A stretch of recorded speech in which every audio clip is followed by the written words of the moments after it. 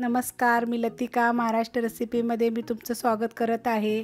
आज तुम्हाला मी उपवासासाठी वरिष्ठ तांदळाची भाकरी बनवून दाखवणार आहे। त्यासाठी लागणारे साहित्य, पण त्याआधी चॅनलला सबस्क्राइब करा आणि बेल आयकॉनवर क्लिक करा। तर हे वरीचे तांदूळ 1 वाटी भरून घेतलेले आहेत बघा, आणि 2.5 चमचे शाबूत तांदूळ घेतलेले। हे दोन्ही भाजायचे नाहीत, असेच आपल्याला मिक्सरला बारीक करायचे। हे भाकरी एकदम सॉफ्ट अशी होते, खायला पण अशी चवदार अशी लागते। ह्याच्यावर मी तुम्हाला बटाट्याची भाजी आणि चटणी पण मी दाखवणार आहे। तर आता हे मिक्सरला आपण बारीक करून घ्यायचं आहे। तर हे मी स्वच्छ वल्या कपड्याने असं कॉटनच्या पुसून सुकून घेतलेलं आहे, धुवून घेतलेलं नाही आहे। वला कपडा घेतला, स्वच्छ पुळून ह्याला चांगलं स्वच्छ पुसून घेतले आणि फॅन खाली जरा सुकट टाकलं होतं। तर हे 1 वाटी वरीचे तांदूळ आहेत आणि 2.5 चमचे शाबूत तांदूळ आहेत। शाबूत तांदळानं काय होतं, वरीची भाकरी कडक होत नाही, एकदम सॉफ्ट आणि चवदार। वयस्कर लोक असतील त्यांना खायला आणि पचायला पण चांगली आहे। त्यासाठी ही मी तुम्हाला भाकरी बनवून दाखवत आहे। आणि तुम्हाला कुणाला जर जास्त प्रमाणात जर हे पाहिजे असेल तर मला कमेंट बॉक्समध्ये सांगा, मी तुम्हाला जास्त प्रमाणात पण सांगून देते। तर हे मिक्सरला एकदम बारीक करून घ्या, कारण की जास्त असेल तर आपण चक्कीवर दळून आणलं तरी चालेल, घरगुती चक्की गिरणी दळून आणलं तरी चालेल। आता हे मी मिक्सरला बारीक करणार आहे। वरीचे तांदूळ आणि शाबूत तांदूळ बारीक मिक्सरला करून घेतलेले आहेत। एकदम बारीक करायचे, जसे आपण ज्वारीचं पीठ दळून आणतो तसं, म्हणजे भाकरी चांगल्या सॉफ्ट अशा नरम राहतात एकदम। दिवसभर जरी ठेवल्या तुम्ही बनवून का नाही तरी नरम राहतात। तर आणि हे बारीक चाळण आहे एकदम गव्हाच्या पिठाचे, त्यांना आपण चाळून घ्यायचं, कारण आता हे मिक्सरला बारीक केलेलं आहे मी। तर ह्याच्यामध्ये आता किती राहते बघू ना आपण, असं म्हणून बारीक चाळणीने चाळायचं।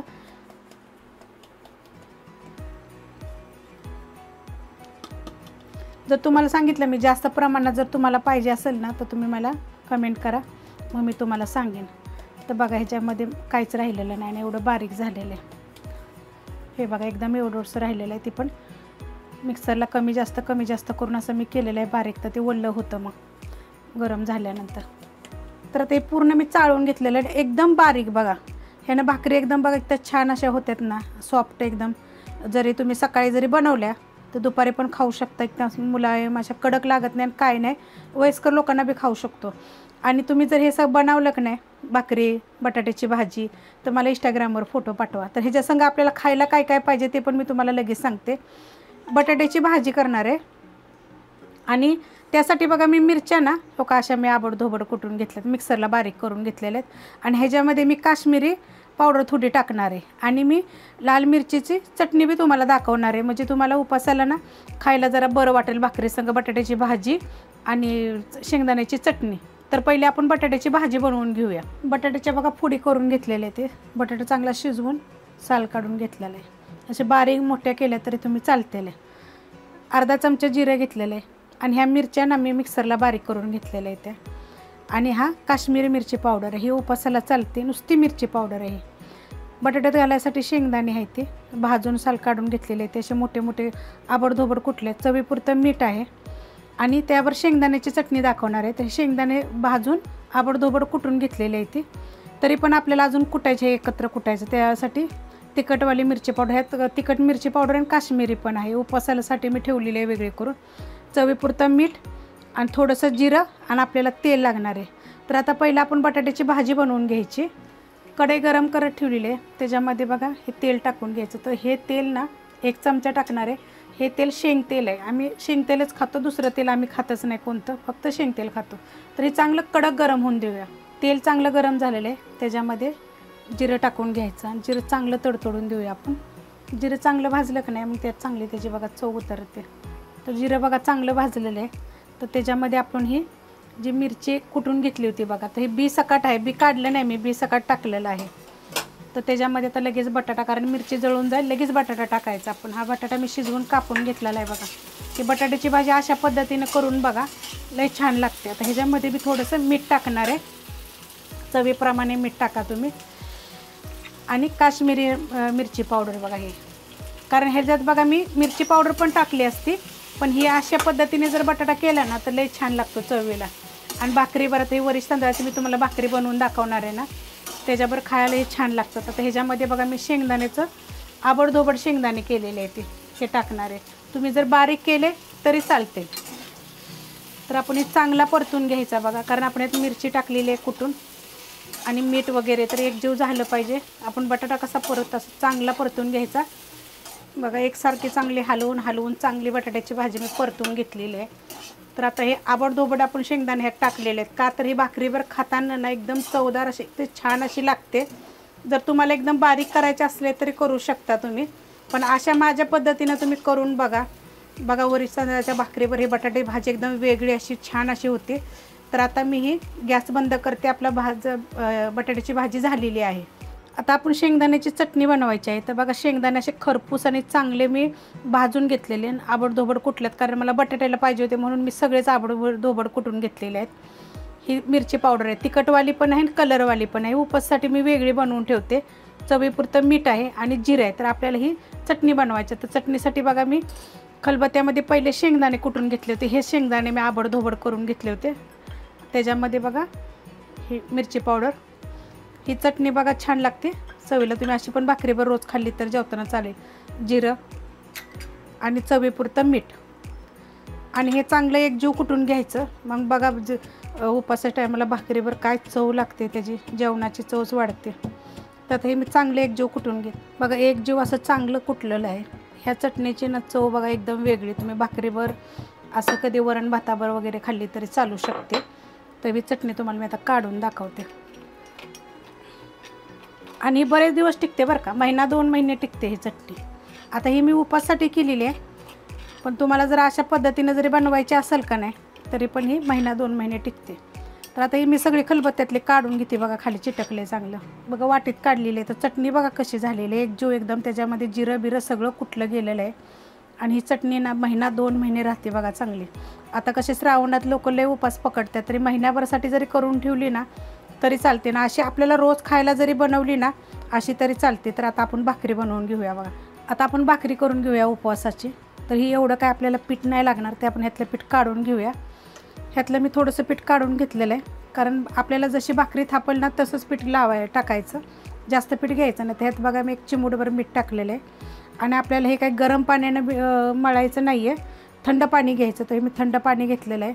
आणि हे जे वरीच्या तांदळाचे जे आपण जे पीठ बनवले भाकरीसाठी उपवासासाठी, ते पीठ चांगलं मळायचं. असं नाही की बाबा थोडं थोडं पाणी घेऊन बघा. मी आता पाणी थोडं घेतलेलं आहे. जेवढं तुम्ही भाकरी चांगली असे मळाल का नाही, तुम्हाला मी दाखवते बघा ते कशी मळायची ती. तेवढी भाकरी चवीला पण चांगली लागेल आणि भाकरी सॉफ्ट होती, कडक होत नाही बघा. ह्याची बिलकुल भाकरी कडक होत नाही. तर आता मी चांगली मळून घेते बघा. असं एकसारखं चांगलं एकजीव मळून घ्यायचं. बारीक दळक नाही म्हणजे बघा असं पीठ बनतं. थोडं थोडं पाण्याचा हात घेऊन लय जी एकदम जास्त घालायचं नाही, मग पातळ होतं. तर आपण कसं भाकरीला मळतो असं चांगलं मळून घ्यायचं बघा. आता मी 2 ते 3 मिनटं बघा चांगलं मळलेलं आहे, कारण ही भाकरी ना आपण किती वेळ म्हणजे सकाळी जरी बनवली तर दुपारपर्यंत आपण ही खाऊ शकतो. तर ह्याच्यावर थोडंसं पीठ घ्यायचं आणि भाकरी थापायची. पातळ थापायची बघा भाकरी, जाड नाही थापायची. आणि असं हात लावून थापायची. कधी कधी काय होतं चिरटते भाकरी, त्यामुळे. आणि एकदम तुम्ही चक्कीतनं जर दळून आणलं का नाही तर बारीक एकदम बघा. ह्या अशी साईडनं जर चिरटली तरी अशी मध्ये पातळ करू नका. सगळ्या बाजूने एकसारखी भाकरी आली पाहिजे बघा. अशी एकदम पातळ का साईडनं वगैरे मधून अशी एकदम पातळ भाकरी थापायची दोन्ही हातानं. पहिले स्टार्टला असं लावून लावून बघा थापायची आणि नंतर दोन्ही हातानं बघा अशी चांगली थापायची पातळ एकदम असे. आणि बघा ही चांगली मस्त अशी होती. तर आता मी तवा गरम करत ठेवलेला आहे. तर तवा आपण चांगला गरम होऊन देऊया. जेव्हा भाकरी थापायला लागेल ना तवा गरम करायला ठेवायचा, नाही तर जास्त गरम झालं ना तरी ती मग चिटकून वगैरे बसेल. तवा गरम करायला ठेवला होता बघा, चांगला गरम झालेला आहे. आणि भाकरी थापत आलं की नाही कीच तवा ठेवायचा बघा. तर आपण भाकरी टाकून घेऊया. तर बघा अशी उचलायची भाकरी बघा कशी पातळ एकदम पातळ केलेली आहे, जास्त जाड नाही करायची. आणि अशी तव्यावर टाकायची. बारीक बारीक करा. मला कसं सवय आहे त्यामुळे मी जरा मोठी करते, मग तुम्ही बारीक करा.